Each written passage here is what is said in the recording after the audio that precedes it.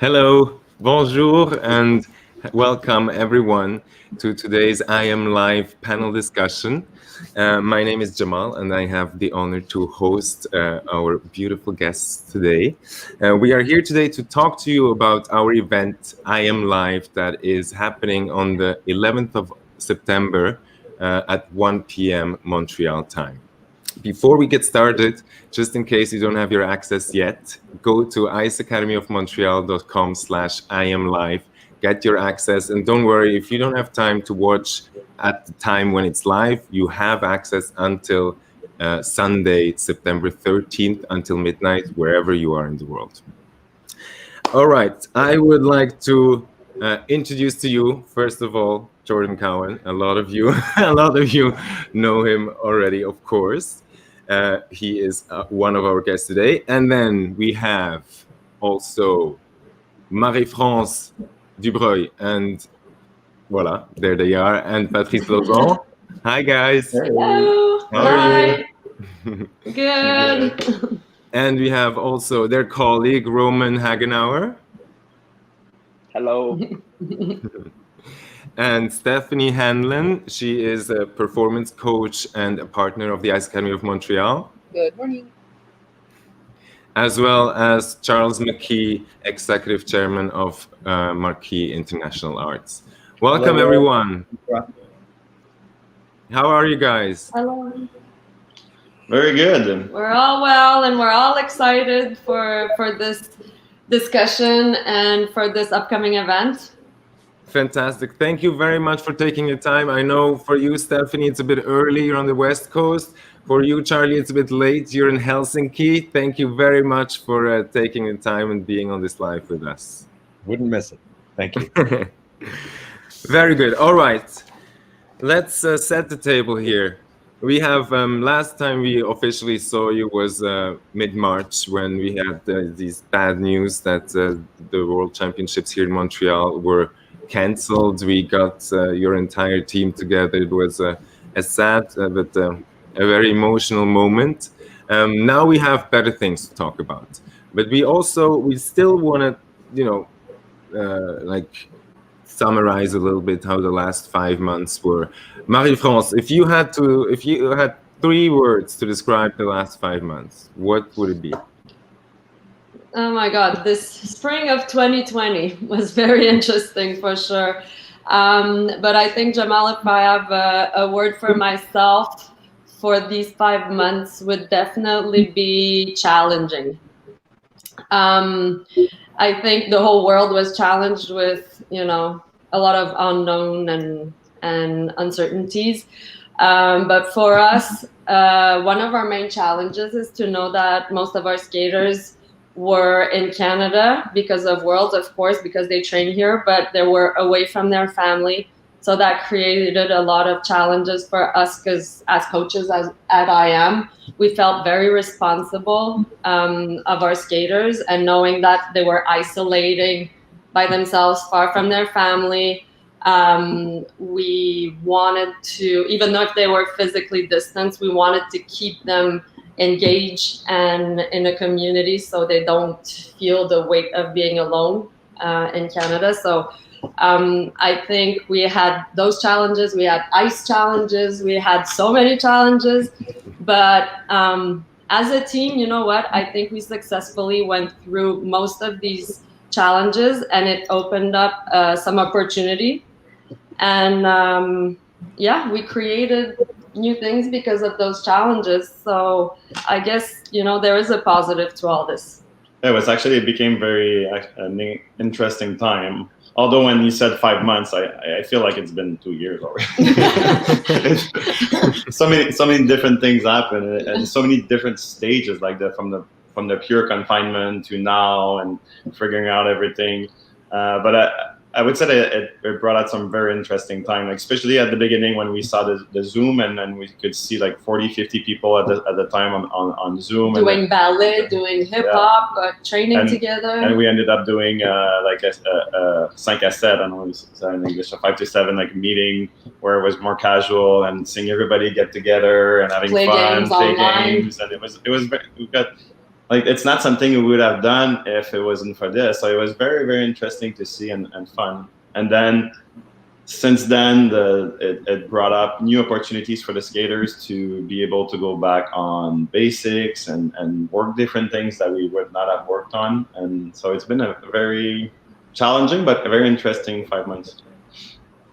Steffany, how you accompany a lot of the skaters at the Ice Academy of Montreal through their career, and I believe you were a person that was very close to them during this time because it was challenging, as Marie-Paul said. What were the most difficult parts about this confinement, about the last time, and how did you help the skaters get over that? It was difficult, but it was also a privilege because with the coaches getting together and coming up with a program, they got super creative in how the week was managed and how the skaters were invited to participate in all the different classes throughout the day, Monday to Friday. And of course, the cocktail, the 5 set on the Friday, gave us all a chance just to check in and connect. The difficult part in this all was the mindset of, okay, now what? We were in a gap of not knowing. And yes, there was uncertain times, et cetera, and all the language and narrative that was out there. But it was really important to me personally, and I think to our team, is that there was as much normal as possible that they could connect to, trust, and believe that they were still being supported. The rest part of it, the recovery part of it, that happened naturally because of the isolation and because of people staying at home and just planning their schedule, slowing down, connecting back to their breath and their bodies and trying new things, trying yoga, trying Pilates. So it was the creativity and the openness and the willingness for everyone to try new things. If I was to say what was the most difficult, it was when the realization happened that we weren't going back to the ice, that we weren't going, and this was really happening.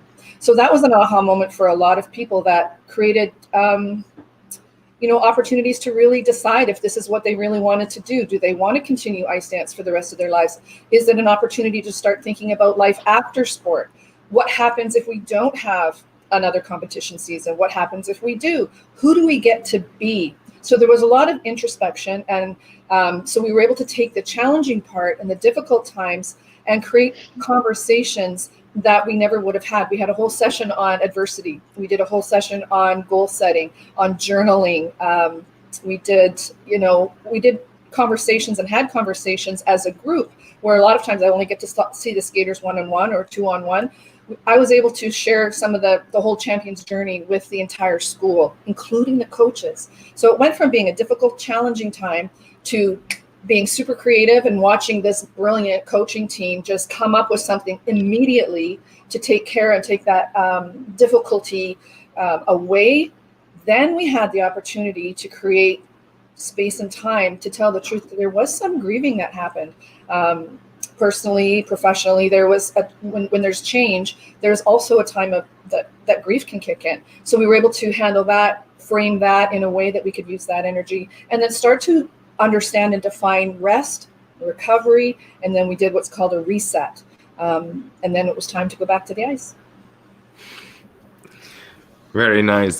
From what I hear, I am sure that you, Steffany, did a great part also in motivating the skaters, because motivation was during that time and still is a difficult thing for us without competition.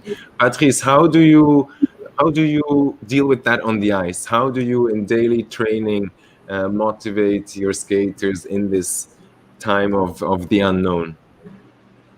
Actually, it's a great opportunity for everybody to go back on their love of skating and training. Personally, for me, when I skated, I like training better than I like competing. So it's very easy to me to connect to that and help the skater connect to it, and training, the ability to finally have some more times to be able to just work on skating skills, on stroking, find new elements, explore new ideas for choreography. I think it became a great opportunity, and that we would not have had. Like usually skaters, we spend our times, and coaches, we spend our time from preparing for the next competition, and we always feel that the next competition is coming in too quickly, and we don't have time to explore, So this is for me it's been easy to motivate myself. I know for some skaters that the harder place is preparing for a competition, even though it might not happen, or the competition might happen, but you're gonna know 2 weeks before. It's that part is a little bit more challenging, but we try to keep the more overall seasons and the next season in perspective, and the work that you're doing and getting ready for a competition, if it's gonna happen, it's not gonna go away even if the competition doesn't happen. So it's been fun. And also, I mean, usually at this time of year, most of our younger skater already had two summer competition, getting ready for challenges. But yeah, it's been interesting to see how the ones that love competition really miss it, but the ones that are really interesting in developing new elements, new skills, we're also very interested in doing so. And so now we're also looking forward to see, some of those new skills show up in the new programs. And we have a team that actually is pretty good too. They motivate each other in training every day. So motivation, I think, is something we were able to keep up as the training has resumed after a long break. They also all really missed skating and seeing each other and training together. So it's been fun. This is great. Patrice, you mentioned that you had basically more time now because there are no competitions yet. Also more time to invest in new choreographies. So we get to the interesting part here. Why probably most of our viewers are online right now. We want to know what can we expect from I.AM Live? Romain, can you tell us what is I.AM Live? So I.AM Live. So we were back on ice. All our skaters were back on ice here in Montreal the 15th of June. So we have still, during the summer, we have worked a lot. We've made new program, new elements, new choreography. Even the program we kept, in particular the rhythm dance for most of the team, we have changed it a lot. So what you are going to see, it's a regular practice.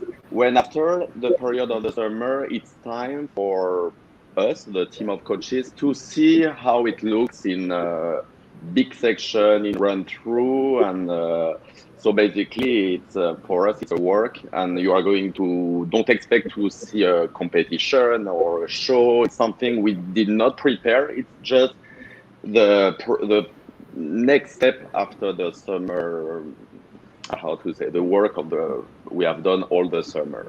So it won't be perfect. There is some lift missing, maybe some transition. It's not set, but for us, the coaches, it's how we are. It's from an event like that we usually do. We are building the step by step, the performance to be ready for the future competition. So yes, it's a practice, no costume. Just we want to show you how difficult is ice dance, how physical it is, and with the help of Jordan, who is going to film the skaters in every angle, we want to show also a 3-dimension performance, and so you will be able to see from very close the nice thing they do, the nice thing that we all created, but also the maybe some mistake and the thing we are going to adjust in the future. And yes, Jordan, we asked Jordan to come because us, the team of Montreal, we are coaches, we are a skating school, we are not a production. But for the skaters, it was important, I think, to have a moment to show what they can do, and that's why we contact Jordan through Charles McKee, which we know, and I will ask Charles maybe to tell everyone how you see our proposition to make this event happening. John. Thank you, Roman. Good evening or good afternoon, everyone. So I'm with a company called Markey International Arts, and for those of you that don't know us, we're a fairly young company. We specialize in working with talented individuals from the skating world, skaters themselves, some coaches, and then to be announced tonight, a new individual as well. But what we do is we help those that we represent really maximize their off-ice potential. So that may be doing career development work, it may be doing special projects, but that's what we do. In this case, we took the call from our friends over at the Ice Academy in Montreal with a brief to help them really visualize and make I.AM live come to life. And we knew that we wanted to do a couple things. We wanted to make a platform that was very creative for the skaters to showcase the work that they've been doing. We also wanted to harness the great community spirit at the Ice Academy in Montreal that's evolved during this COVID lockdown period of the last couple of months. We wanted to make it surprising and magical for fans, but also very, very real. And really importantly, we also wanted to remind the world and really to celebrate the beauty of the sport. So it was a tall brief, but we're super excited. And we really do believe that those people that are going to be joining next Friday are going to have just a wonderful time. But we also are very mindful that we would not have been able to do this without the enthusiasm of the skaters, who've been absolutely superb to work with on this. Also, the professional coaching staff at the Ice Academy in Montreal has been really, really helpful and dedicated with their time. And many of them will be showcased next week as well. But really the thing that is probably most important for us from a production standpoint was Jordan's willingness to step up and act as the technical producer for this event. Now, Jordan, many of you know from his online brand, On Ice Perspectives. Many of you have also maybe seen his work, but were not aware that he was the skating cameraman last year at ITV's Dancing on Ice in the UK, and will be welcome back for this season as well. So Jordan he's a unique individual in the world of cinematography, the camera world. Of course, because he is a skater.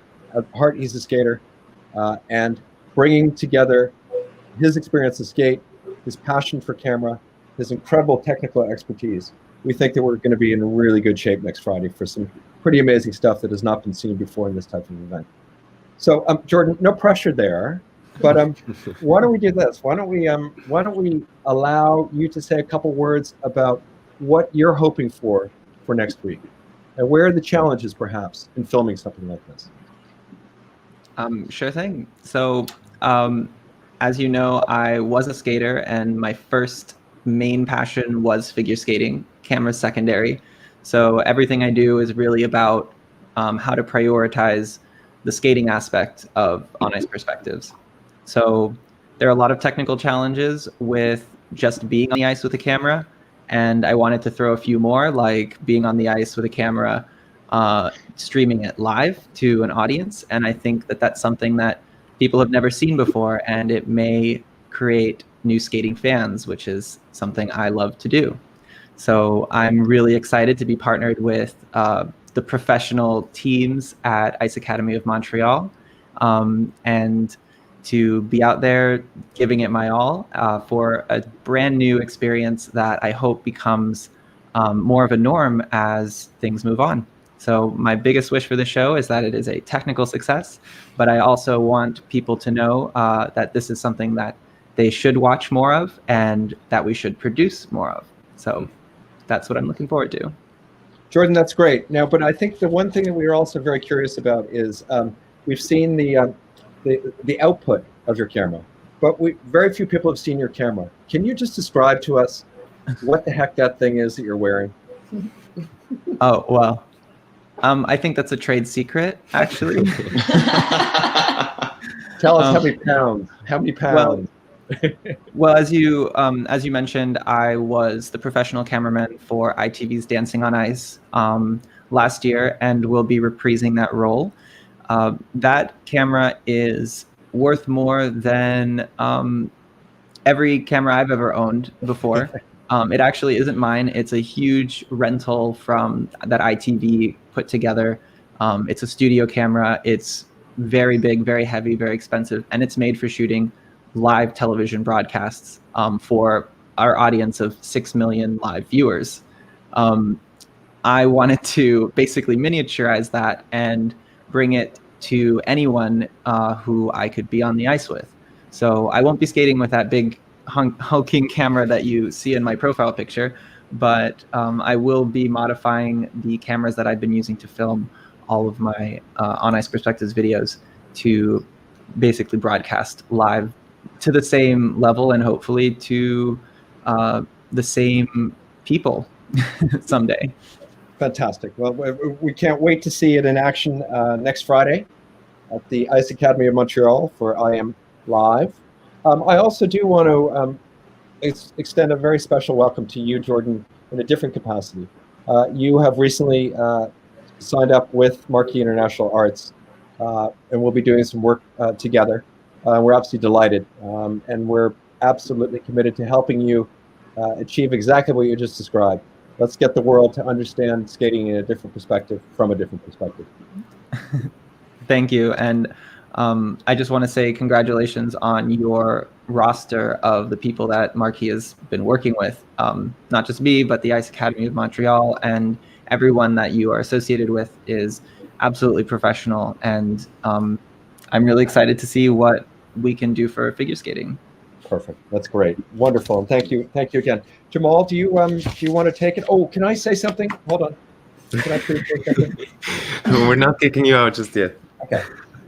I do know that we've got we're hopeful this is really going to be truly global in reach. And whether it's North America, Europe, Asia, everyone's welcome. We're sorry about the time zones for some of you, but everyone is welcome.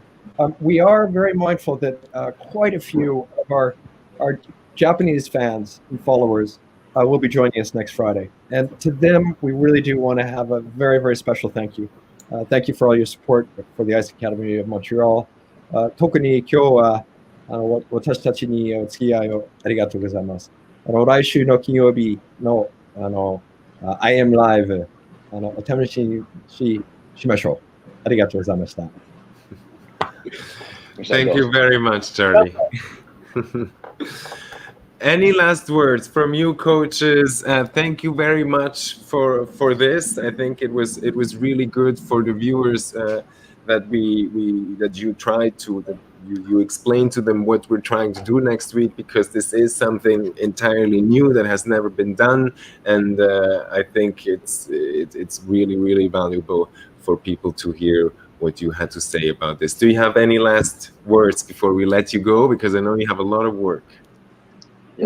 Yes, we want to extend the invitation again to the skaters' families and friends, fans, skating, figure skating enthusiasts. Please join us. We're so happy to be opening our virtual doors, the doors of our school, so you can witness how we train people, how our champions are training, and we'll see you there. Very excited to be doing this for the first time.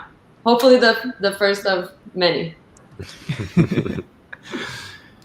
Marie-France, Patrice, Romain, Steffany, and Charlie, thank you very much that you were with us today, and we're looking forward to see you very, very soon. Thank you. Thank you. Thank you. See you soon. Bye, guys. Thank you, everyone, and thank you to all of our audience who are watching this with us. This will be available on replay on our social media channels and soon on Instagram as well. And I want to just add that I am really excited at just the global reach of our production.